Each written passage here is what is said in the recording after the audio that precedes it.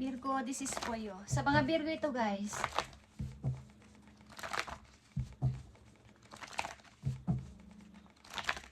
July 21, 2025. Para sa mga Virgo. Okay, tingnan natin ang inyong mensahe guys.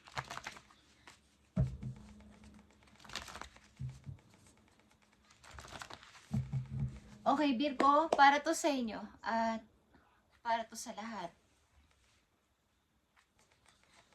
Kung hindi ito para sa inyo, huwag nyo ipilit sa inyo sarili, okay? Okay, celebration is here, guys. Something celebration is meron.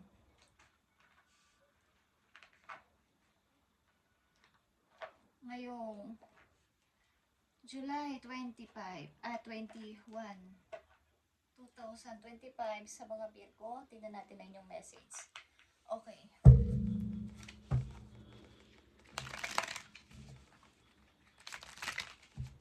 Ano nga ba ang message sa inyo today, guys?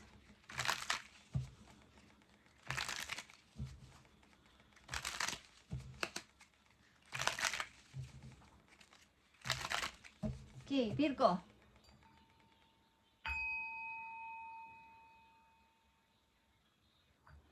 Para to sa inyo. At ano ba nakapaloob dito sa mga message sa inyo, guys? Tingnan natin.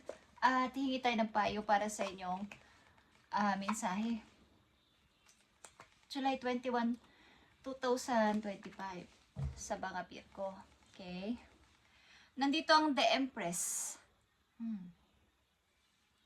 Isa ba kayong magulang na, guys?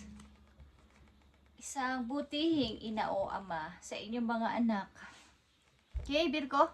Tingnan natin ang unang message sa inyo. Nandito ang stand your ground.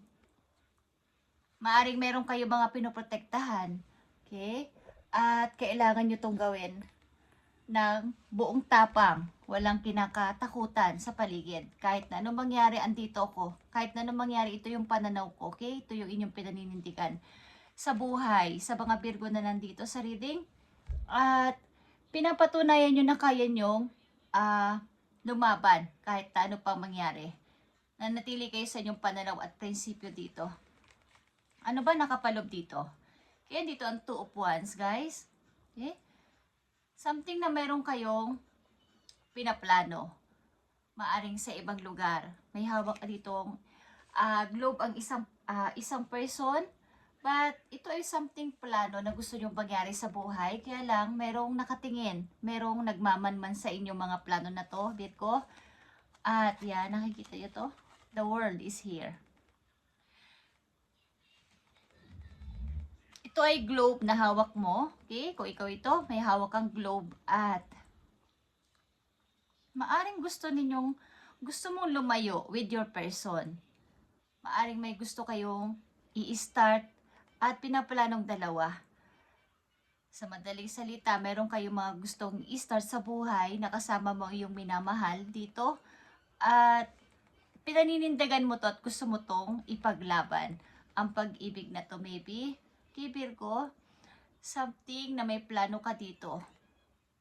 Titignan natin yan mamaya. Okay? The world is here and the Two of Wands. Meron kayong plano na magkasama ng yung kasintahan o ng yung minamahal dito. Tingnan natin ang second message for you. Yeah? Triumph is here. Nagpapatuloy ang yung pag-forward talaga. At ito ay papunta sa yung tagumpay sa buhay. Parang wala nang makakapigil sa akin. Okay? Meron ka ditong 7. At ito ay papunta rin sa success ninyo. Guys, na maaring pagbabago. Gusto nyong wag itong palagpasin na. Yan, nakita nyo ang Death and the King of Wands. Ito ay Scorpio, Aries, or Leo is here. Okay. Ikaw ito as a King of Wands. Ikaw talaga yung tao na nagpo-provide ayaw mo may masayang na panahon. Kahit na may sabihin pang may kailangan akong mga layuang person. May mga kailangan akong kahit na magalit pa sila sa akin, is kailangan ko itong gawin. Maging matigas muna this time. Gusto kong patunayan yung pagiging isa kong King of Wands. Okay? Ito ay provider at entrepreneur na energy, businessman, okay, o businesswoman, na nakapaloob dito ang inyong yung strong ninyong pagkatao o personality. Dito sa energy na to, okay, na gusto nyong patunayan na kaya ninyo. Okay, kaya ninyo tong gawin. Itong plano na to ay kaya ninyong isakatuparan. Kahit ano pang mangyari. Kahit na marami pang may tutol. Okay? At ano ang third message po yun? Nakikita nyo tong victory in success. It's all about sa inyong pagsusuccess. Virgo. Okay? Gusto nyong ipagsigawan na eto na ako ngayon. Successful na ako. Bagamat wala man sa akin dumamay sa aking mga paghihirap sa mga nakaraan ko, is nakalabas na ako dyan. Nakikita ko na yung liwanag dito. Gusto kong ipagsigawan ng aking tagumpay. Nandito ang 9 of Wands and 3 of Cups, guys. Maaring bago kayo dumating dito sa pagtatagumpay o maaaring pagtatagumpay ay marami kayong mga na-encounter na mga taong peke, mga taong naglinlang sa inyo at mga taong kayo ay nasaktan o sinaktan, guys. At ito ay inyong napagtagumpayan. Okay. At nandito din yan, the Empress is here. Marami kayong napagtagumpayan sa buhay na ayaw nyo nang masayang. Maaring sa mga plano na to, ay may mga nagmamanman o may nagmamanman sa inyo mga iniisip o pinaplano. Lalo na ang pagpunta sa ibang lugar, guys. At maaring meron kayong plano din dito na magkita o magkaroon ng pagkakasundo ng yung karelasyon. Kung kayo ay nagkatampuhan ng yung karelasyon, meron ditong magiging pagtatagpo o gustong pagpipix ng isang relasyon. Triumph and success is here. Gusto nyo ulit itong ibalik yung dati ninyong kung kayo ay hindi nagtagumpay doon sa dati ninyong mga plano o ginawa, is gusto nyo ulit ibalik ito sapagkat kayo ay talagang nasa isip nyo yung pagbibusiness o pagninegosyo. Okay, sa mga Virgo na nandito sa reading, ito ay punong-puno ng pagsasucess na message. Sa una pa lang na message sa inyo, is naniniwala kayo sa inyong sariling kakayanan at ayaw ninyong may tumututol o tututol dito. Tingnan natin ang payo sa inyo, Virgo. Nandito ang don't place limits upon yourself. You are in the infinite being with unlimited potential. Okay? See? Nandito kayo sa unlimited potential ninyo na kailangan nyo na ito. Kailangan nyo itong wag paligtasin this time. Na wag nyong bigyan ng limitasyon ang sarili ninyo na hanggang dito na lang ako. Meron kayong unlimited potential. You can have be anything you want. Don't hold yourself back or allow anyone else to. This is your life. Live your truth and remain heart-centered at all times. Okay? Andito yan sa stand your ground. Live your truth and remain heart-centered at all time. Okay. Maniwala at panindigan ninyo yung pananaw at prinsipyo dito. At maniwala kayo na ito yung gusto ko eh. Ito yung nararapat na mangyari. So, doon kayo maniniwala na ito yung dapat na mangyari. At dapat kong gawin at paniwalaan. Meron kayong unlimited potential na ibinigay si God sa inyo. So, wag nyo itong, kumbaga, kaya nyo naman kahit ano na inyong planuhin at isakatuparan. Kaya nyo, Virgo? Okay? Parang, minsan-minsan, may mga naranasan kayo na para kayong may pagdadoubt at pagsisisi sa mga bagay na inyong hindi napagtagumpayan, is i-avoid nyo na yon, guys. Huwag nyo nang ialaw nang napakatagal sa inyong isip yung ganong kaisipan na kayo ay nadidiscrap din sa pagtulog at naguguluhan. Tackle your demons head on. Don't allow them to rule you for a second longer. Huwag itong patagalin pa sa iyong isip ang mga ganitong alalahanin. Virgo, okay, maaaring bago kayo dumating sa tagumpay o dumating sa pagtatagumpay, maraming mga tao sa inyong manlilinlang, maraming mga tao sa inyo dito na mandoloko o mga taong peke sa paligid, sa circle of friends ninyo. Okay? Tingnan natin ang inyong financial and career, guys, ang inyong money. Nandito, Virgo, ang angelic help. A career or blessings is lining up for you. So, stay positive and trust. Naka-lining up. Ibig sabihin, nandyan na sa way mo yung blessing. Paparating na yung career or blessing. So, stay positive and trust. Pay attention to the signs you angel are sending you right now. Ngayon na, may mga signs na ipapadala sa iyo ang iyong mga angels. Ibig sabihin, maaring daanin sa inyong mga panaginip o sa mga signs na kakaiba na inyong mga nakikita everyday, repeating numbers o sa mga butterfly, something na kakaiba o parang kinukutuban kayo ng ganito ganyan o may mga dumarating na mga messages, mga good news, is ito ay isang sign galing kay God. Okay, now is the time to trust the universe, knowing you will be provided for. Okay.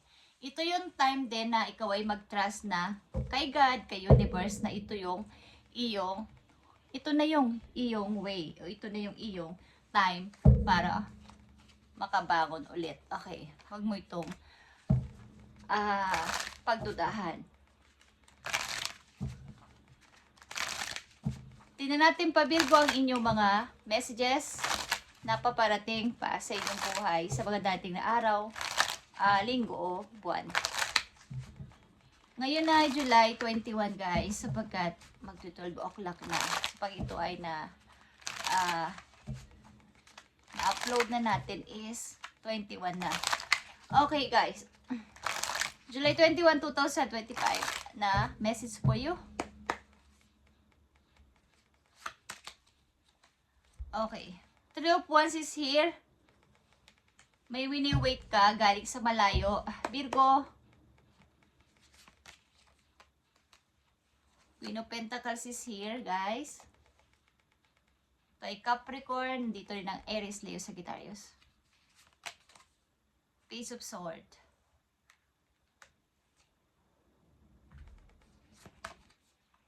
Knight of Pentacles. Ito yung mga opportunity na inyong hinihintay. At Seven of Wands again is here. Yung inyo talagang pananaw ay sobrang napakatatag. At naniniwala kayo na kahit sa paghihintay nyo na to na parang medyo matagal o medyo naiinip na kayo paminsan-minsan is nanatili yung inyong pagka down to earth na person. Okay? Na nandun yung mapangarapin kayo. Andun yung taas ng tingin nyo sa sarili nyo na kaya ko to. Kaya ko to malagpasan at magtatagumpay ako sa pananalapi. At marami kayong nire-research, binabasa, something, sinasaliksik kung saan man yan, books man yan o sa internet is kayo ay nananaliksik. Okay. At naghahanap-hanap ng talagang paggagalingan ng inyong source of income. At talagang ito ay paghahanap ng pag-unlad dito sa money, guys. Yung hindi kayo natigil na saan kaya may mapagkakakitaan pa? Saan pa kaya pwede akong lumaki yung money ko o ang ipon ko? Okay, at andito yung inyong paghanga sa inyong sarili. Yung inyong mindset ay talagang yung walang makakapigil sa akin. Ito yung paniniwala ko, ito yung prinsipyo ko at ako lang ang pwedeng mag-decide kung ano to. Walang pwedeng gumambala sa aking mga isipin. Kaya dyan yung inyong ganyang klaseng pag-iisip. Tumatanggap man siguro kayo ng mga advice mula sa ibang tao, pero andito yung paniniwala ninyo sa sarili ninyo, kakayanan. Virgo, sa mga Virgo nandito sa reading, kayo ay isang taong matalino mag-isip. At diretso-diretso lang. Tingnan natin ang healing energy for you na message sa mga Virgo. Para sa mga Virgo ito, today. Nandito ang here and now, guys. Virgo, the future does not exist and the past is gone. Virgo, I focus on the present moment. I have confidence in life again. Because here, now,